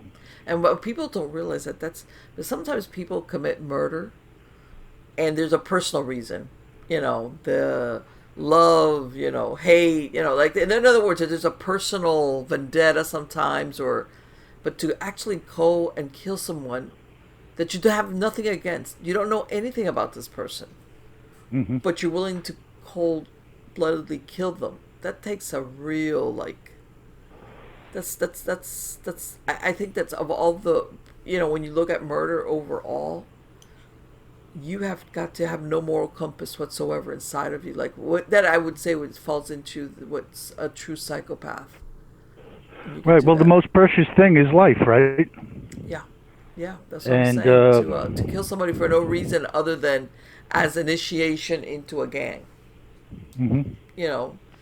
Or pleasure, if you think that to be pleasurable. Right. And for a lot of them, there's I hate to say, people don't realize that some of these psychopaths, they're, especially if they have a violent streak in them or because of their upbringing, they take a life. They murder people a lot of times when they really don't have to. Right. They go the extra step, and that's why they fit so well into that kind of gang identity. Or what is it that they say? Rape, kill. I know they have like a motto or something. or ruler. I mean, they have like a that's horrific when you listen to it. It's like horrific. Well, if you look, and I tell people this all the time, because I see it today in my face. Mm-hmm. If I was to say to you, what is the foundational teaching of the Church of Satan? What would you say? Wow, I would say corruption or destruction, or even though a lot of them play it off as just being hedonistic, do what you want. You're partially wrong and partially right with what you said, and the last of what you said is where you were right. Here is the fundamental teaching. Mm-hmm. Do what you will, right, and let nobody tell you what to do. Right. Simple, right? Yeah. But in its simplicity, this is the essence of rebellion, Right. which is how Satan fell from grace. I'm not going to do what you want me to do. I'm going to do what I want to do. And you're not going to tell me what to do. Right. And there's no And when empathy. when I look around today societally, what I see a lot of is this. Now most of these people that I'm speaking of, mm-hmm. in their mind and heart, they have no association with Satan whatsoever. Right. They're not saying I'm a Satanist. They're not standing around a fire with black hoods sacrificing a cat. Right. That traditional, what people think of as, exactly. Right, but in and of themselves, being in this light of not doing anything, and you're not going to tell me what to do, Mm-hmm. and I have my own rule book by which I live life. Yes. No moral compass, no rules, no absolutes. They are in fact doing exactly that. Right. There is there's no, in other words, there's no consideration for anybody else. If that person is in the way of you doing what you want, That's right. then you don't think twice about getting rid of them or doing whatever you need to do as long as you get to do what you want. I grew up in the 60s. And my remembrance of the 60s, and I saw everything going down from day one. Free love, make love, not war, sex, drugs, rock and roll. I've heard it all. I've seen it all.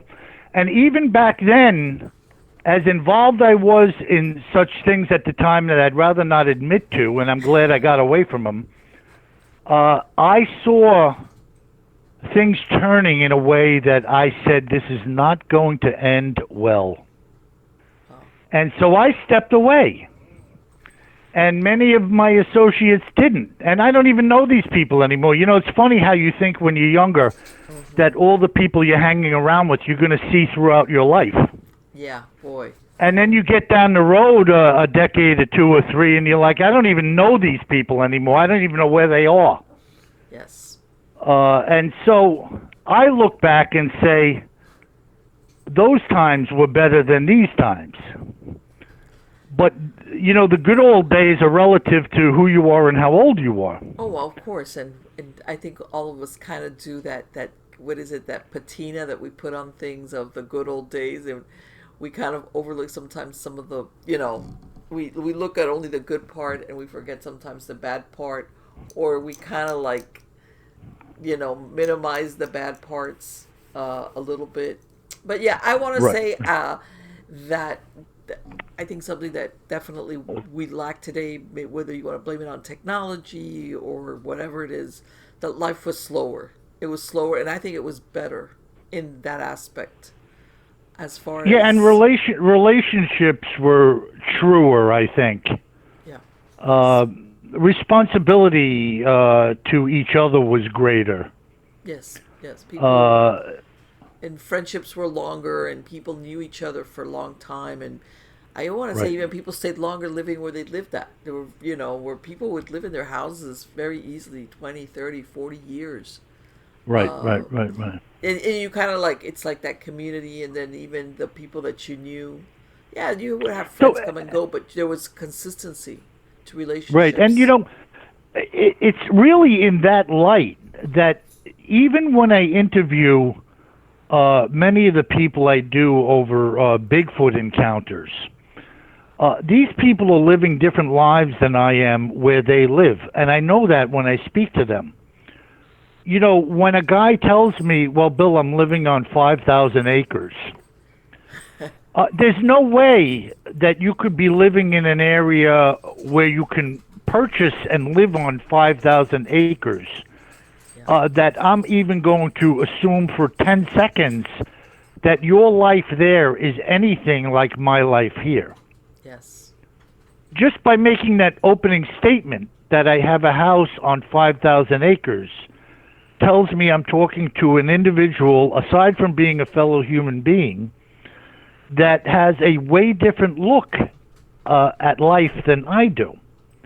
And so if this person starts telling me that the nearest town is 12 miles away from me, and my neighbor is, 3 miles east, Yeah, my nearest that was neighbor. what I was about to say. His closest neighbor is how far away? Yeah, and so when they're talking to you about what they do in the woods and what they know about the animal population, and then about the howling that occurred and their sighting of the Bigfoot,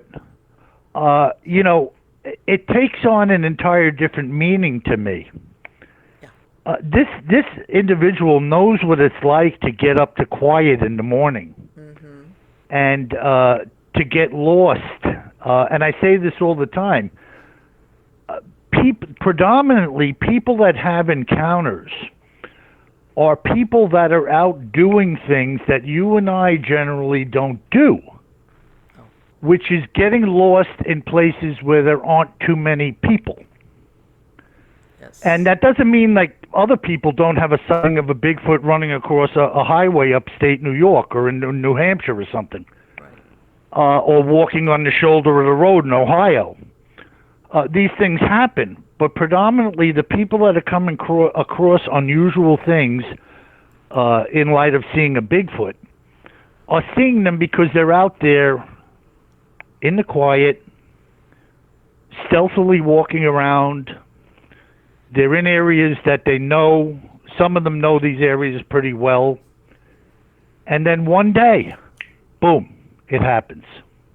Well, and it makes you think that, especially when you live, after a while, you hear or you become familiar with the sounds of normally of the animals that populate, let's say, that piece of land, let's say, very close to your home. After a while, you learn whether it's coyotes or wolves or whatever is out there. So they know it. They know what it is. Weird call. Right. Instantly know what. In other words, it's not like you're mistaking there was a coyote or a wolf. No, because I know what a coyote or a wolf or if you've got a cougars or whatever's out there, I already know what that sounds like, and I know it's not that. That's right. And in the same light, when they see a track, exactly, they know it's not a big bear. They know it's not this. They know it's not that because they know what these tracks look like. Mm-hmm. Yes. And so there are very credible witnesses out there that to me are indisputable. Now, anybody and their brother can dispute them, right. But to me, they are like, wow, that was incredible, and I believe you. Yes. And I don't have to challenge everybody. Everybody's not full of beans. Everybody is not CG in the photograph. Yeah. It's funny because people were saying, well, where are the pictures? Where are this and that? Well, now we're getting some more pictures, which my brother and I talk about all the time, how we believed it would happen with all the telephones and the trail cameras and all this stuff. There are more pictures surfacing. And at the same time, with the real ones, there are other people CGing them and trying to get YouTube hits. Of course. They're just trying to muddy the water, and some is true and some is false, and now everybody's like, well, how do we know? Well, we don't know. Well, we don't know. And you know what, Bill, because I've been a paranormal investigator since the 1990s, and I tell everybody, that just like even where there's Bigfoot, there's people out there that on purpose are trying to have an encounter, But then you have the other people, just like in paranormal investigations or paranormal phenomena, they're not necessarily looking to have an encounter, but it happens. And they don't have a Right. camera or their phone is not out. Right. In other words, the only thing they have is their word. That's right. To say, to describe what happened, because in truth, they weren't looking to have the experience. Sometimes I find those more credible in a way because it just happened to them. They just happened to be in the right place at the right time, and they didn't have anything except like it happened. It happened, and I stood there, and especially if you're scared out of your wits, or you don't even have the wherewithal sometimes to reach in and get a phone and put on your video to record it. You're just like, huh? Especially if it's something that happens within a few seconds. Yeah, and the average person, I would say, wonders, well, why didn't you take a picture? But having not had the experience, they don't know what's involved in that. You're stunned. Yes. You're like in a state of a catatonic state where you're just like, you're trying to weigh out what's going on, and then it's over. And you're left standing there like, what just happened? Right. Exactly. I know what just happened, but you're asking yourself what just happened. Like it's out of the realm of reality. Right, because what most people are doing in that moment is their brain is they go through all these logical, they want to explain it. They want to make it fit the reality they know. Right, it's like a subconscious checklist that you're going through. Exactly. And then you come up and then of course the moment comes and goes. It's like what happens maybe when people have sightings of anything. And it's like, and again, this is when we come back to what we were originally talking about, people that sometimes keep these stories for themselves for years and years, and they never tell anybody about it because they themselves would think, if I heard this story coming from somebody else, I'd be like, sure. Yeah, it's just incredible. But anyway, Bill, I want to thank you so much for spending this time with me and my audience tonight. It has been absolutely wonderful. It's fascinating. And again, for my podcast listeners, if you want to give out your website address where they could find you, more information about your podcast and your books, what is your website address? Well, the website is BigfootTerrorInTheWoods.com. And you can contact us there and look up old episodes if you want. And then the podcast is Bigfoot Terror in the Woods, available like everywhere. And, of course, you'll see my name, W.J. Sheehan. Okay. And then all of the paperbacks and ebooks are on Amazon. Again, the same name, Bigfoot Terror in the Woods, Sightings and Encounters. W.J. Sheehan, volumes 1 through 8 are on at Amazon. And then at Audible, I have 6 of the Bigfoot books, 1 through 6, recorded in audiobook. I'm still hoping that the studio will open up again and I'll get to record some more. Okay. And then I have the 3 new Exorcist books, and they're called The Exorcist, Truth and Lies, The Exorcist Diabolica, and The Exorcist Full Moon, all by W.J. Sheehan. And they're available also at Amazon in paperback. And one of them, Diabolica, is actually recorded on Audible. On Audible. Perfect. And I will have a link to in the credit to the show as far as the website. Again, Bill, it has been absolutely wonderful. Thank you so much for spending this time. You are your stories are fascinating. They're riveting, as a matter of fact. Well, I appreciate it, Maureen, and we're one big circular family today in this world of podcasting and interviewing, and audiences overlap. And I had a guy today that sent me an email, and he heard about me on a small podcast I did probably a month ago with this woman named Emily called The Forest Floor. Okay. Very nice woman. She actually lives here in Long Island, which I was shocked.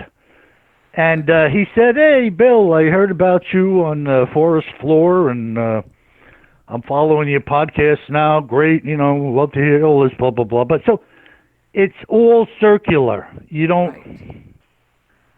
the audiences are just people of the world, Of and course. they're all flowing from here to there and, back and forth like the waves on the ocean. But you know what, Bill? Ultimately, all human beings, I think, from the beginning of time, what we all enjoy is a good story. Everybody, I think, that's something I think from childhood on we want to hear. And then I'm not talking whether it's fiction or nonfiction, the story, the Hmm. retelling of something. Well, I think when it's my very brother got fascinating. involved with when my brother got involved with me, Marlene, I had to tell him. I said, Kev, there are stories that people want to hear again and again, Mm-hmm. just like the Christmas Carol, Yes. or the night before Christmas. I'm just using Christmas because those are stories we all remember. Mm-hmm. But there are Bigfoot stories that I said to him, I'm going to tell these stories periodically, even though I have hundreds of accounts to share. You never know when somebody's the first person in your audience. Yes. They've never heard anything. They don't even know what Bigfoot is. Exactly. Despite what other people think, who doesn't know about Bigfoot? Yeah. Absolutely. Mm-hmm. Mm-hmm. When I look at my audience on the podcast, I get feedback, global feedback, as to how many people download in what countries. Right. And first of all, the length and breadth of the amount of countries where people are downloading is ridiculous. Yes. And I say to myself, like, let's just say I see downloads in Taiwan. What the heck do people in Taiwan know about Bigfoot? But you know what? It's the story. It's Yeah. the story. Yep. Exactly. So people Exactly. love the story. They love the scare, if there is a scare. Mm-hmm. And if I've said it once, I've said it 1,000 times. I was being interviewed one night on Coast to Coast Radio, and George Norrie says to me, "So William, where's the terror? Where's the terror in Terror in the Woods?" And I say to people all the time, terror. If you're standing in front of a 8 or 9 foot tall monster that weighs 1,000 pounds, that doesn't frighten you. Yeah. That's not terrifying. If that's not terrifying, I can't help you. No, exactly. And you know what, people, I want to say this real quick, Bill. You remember when I said that trip that I went out to Yellowstone back in the 80s? Right. This was the first time I was exposed to like buffalo and bison. These things are huge. You They're see them on the huge. you see them on the television, and all these nature shows. And They're until you're monsters. physically there, Yeah. the scope, how big some of these animals are, Right. and that's what I'm saying. You hear these stories about Bigfoot, or you see the TV show, but if there was a way that if you could actually be in the presence, the reality, not the Yeah. television, of seeing something that measures 8, 9, 10 feet tall, Yeah. looking at you in the wood, oh come on, let's be Yeah. like, Come on. If you've ever stood near a Clydesdale horse, they're huge. it's just like you've got to be kidding me. Yeah. You've just Yes. got to be kidding me. It's immense. Yes. And so, yeah, I'm with you on that. Marlene, it's been a pleasure. Yes. Thank you. I'm going to suit up now and go pick up my wife at the hospital. Okay. All right. But again, thank you so much, Bill. My pleasure. If you ever want to do it again, just Yes, I knock on my do. door. You got it. Thank you, darling. Bye bye. Okay, bye now. Wow.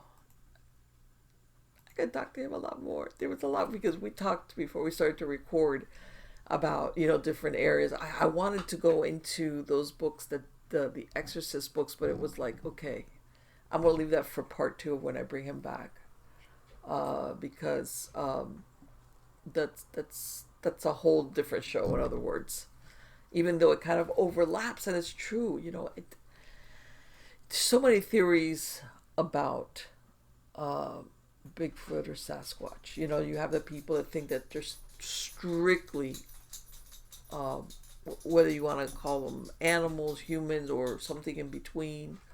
a species or some type of primate, whatever. But that they look at them strictly as natural. There's nothing. Then, I've also heard the theories, by the way, of really good sources that have told me, look, we've noticed when people track them, that around the same time that we see a spike in people seeing Bigfoot or cryptids, other cryptids, we also see a rise in numbers of UFO sightings. And these people will say, I don't know if the two are together or why one and the other, why they dovetail.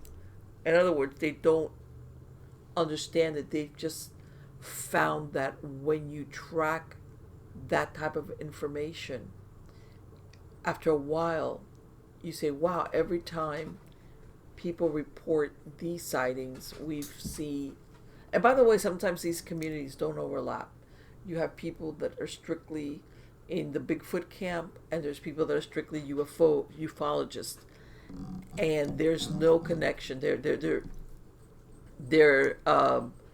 working in their own fields, or they're reporting encounters or sightings totally independent one of the other. And then there's somebody in between that either has a blog or for some reason is collecting stories of unusual events. And they're the ones that after a while have found, wow, every time that there is significant uptick, and I've said it before. I remember I went one time to a meeting for this group that we had here in Miami. That people, it's a UFO, and afterwards, after the meeting, because we had a presentation, and then everybody, of course, keeps on talking amongst themselves. I had several people come to me and tell me that after they had had UFO sightings, they had started having paranormal events take place. From typical, some of them describe encounters with or sightings of UFO, of extraterrestrials. Others, it wasn't so much abduction scenarios or seeing, but they had the equivalent of, how can I say it?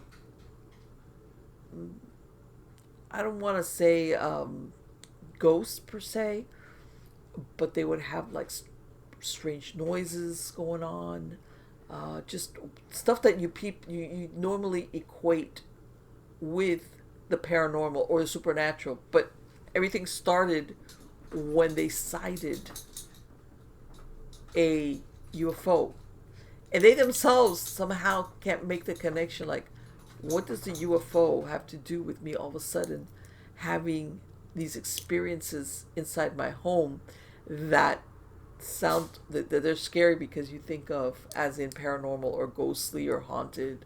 Like, to them it's like, how do these two things, but I can't overlook the fact that I saw this and now it's manifesting inside my home. And some people, even some people, like what they call like traditional, like poltergeist activities, where you don't see it, but you'll have strange knockings, things going on that start up coincidentally after people, or in some cases I've also heard this starting up after people have seen an extraterrestrial by their home, or looking in through a window at them, or actually visiting them, and then after that they start having these experiences in their houses, where they live at. And again, how can I say it? You know how people say, okay, well, you experience what you have a preconceived idea of. Most of these people, they're still trying to get their head around actually having seen an extraterrestrial, but they never in their mind would make a connection between, I saw an extraterrestrial and I have poltergeist activity in my house now. It's like those two things are totally separate, but it's still happening for them. So it's not like, oh, I'm having poltergeist activity because I know I expected this to come as part of a UFO or an extraterrestrial encounter. They themselves can't figure out what does one thing have to do with the other, but they can't deny that they have. And by the way, some of them described where it was only for X amount of time, maybe a few weeks or months, and others described years where they would have encounters and or activity in their home what would die down and then it would pick up, but it was ongoing for years. So again, circling back to what we were talking about with Bill, as far as is there, and for the people that want to say, is there a connection between Bigfoots, or are they both right? Are there Bigfoot which are totally natural, part of nature, flesh and bone? There's nothing paranormal about them, if that's what you want to call it. And then there are some of them where they're mimicked, or where their origins are from something that's coming in from another dimension. That is, I mean, the possibilities are endless.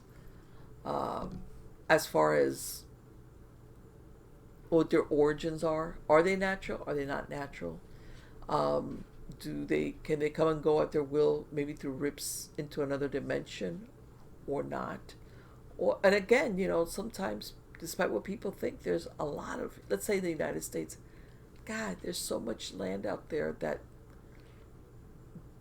something like this or could hide in. All right, despite what we think of that we're everywhere, no, human beings are not everywhere. So it begs the question, and I was very serious when I asked them that about are Bigfoot, are they friendly to us or not? And I like this explanation because I'm sorry, despite me wanting to think that they're all going to be friendly towards us, I think the best we're going to get out of them is that they want to maybe stay away from us, but I really don't think they're that friendly towards us all the time. At best, they stay out of our way or observe us, or at worst, then they might be capable of killing a human being. Okay.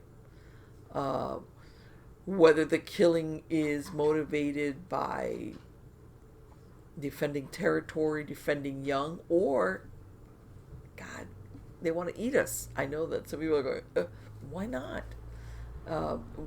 Do we make up part of their diet? Do they see us the same as any other? Or, again, a lot of predators, if they are sick or hurt or infirm and they cannot bring down their normal prey, they will take prey that they normally wouldn't, just because, hey, I'd rather do this versus starve. So I could see that happening as well, where normally they would stay out of our, they don't want to have anything to do with us. They sometimes are forced to, or let's say these creatures are used to hunting or food gathering in groups, and you get one that by accident or intentionally is kicked out of their group, or is lost, or something happens, and maybe the collective group, whatever you want to call it, that they would use for sustenance, for food gathering, for even gathering prey, is not there anymore. So they're kind of on their own, okay? And whereas maybe we could hunt and kill this type of animal in a group, now by myself, I'm going to be forced to take the human because I really want meat and I'm starving and I can't keep eating just berries. Sometimes it's as simple as that, necessity, hunger, or not. Sometimes it's strictly by choice, or what most predators do, which is the opportunity arises and it's there. And for us that we live in an existence where when we want something to eat, we can just step into the other room and get something to eat. When you live in the wilderness, where maybe part of your everyday existence is survival, and part of that survival has to do with your food intake. Because think about it, if you're a creature that is upwards of 7 feet, weighs hundreds of pounds, how much food do you think that you need to sustain a metabolism for a creature that size? A lot of food. I mean, if you ask anybody, zookeepers where they keep predators, the heavier the bigger, how much money is spent in giving them meat just to sustain them, just maintenance. Same thing applies. There's my dog's having a moment. Think about it. If you're a huge Bigfoot, how much food do you think that you're going to need just to keep yourself going from day to day? Oh my God. You know what? They must be hearing something, guys. Okay, you guys. They've been so good so far. Yeah, maybe that's my sign to let you guys go. But anyway, guys, I hope you liked the show with Bill Sheehan. Just make sure to check out his website. Like I said, I'll have a link on the credits of the show. Hey, you, be quiet. They get all excited. Little dogs. They don't realize they're little dogs. They're all Doberman pinchers in their imaginations. But anyway. And, of course, I have more of my own books coming out. This last one is supposed to be coming out next month in August, called The Dead Cast No Shadow, which is the Sybil novella number 2.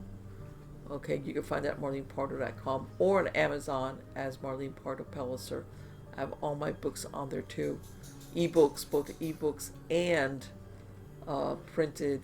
And I do have a free version of a young adult anthology. It's only 3 stories. You go to Smashwords and you look for it. It's the title of the books I've Come For My Girl and 2 Other Dark Tales, or you can look me up on my name. And you'll find there that I have that book for free on Smashwords. If you go to look for it on Amazon, it's going to be 99 cents. But if you go to Smashwords, you can find it there for free. So again, guys, thank you for being part of my audience. You're all wonderful. I hope you're all doing well. And in 2020's really been an interesting year. But in the meantime, I've got a lot of interesting guests coming up. So please make sure to subscribe to the show. Make sure you get your notifications. And I will see you next week. Take care.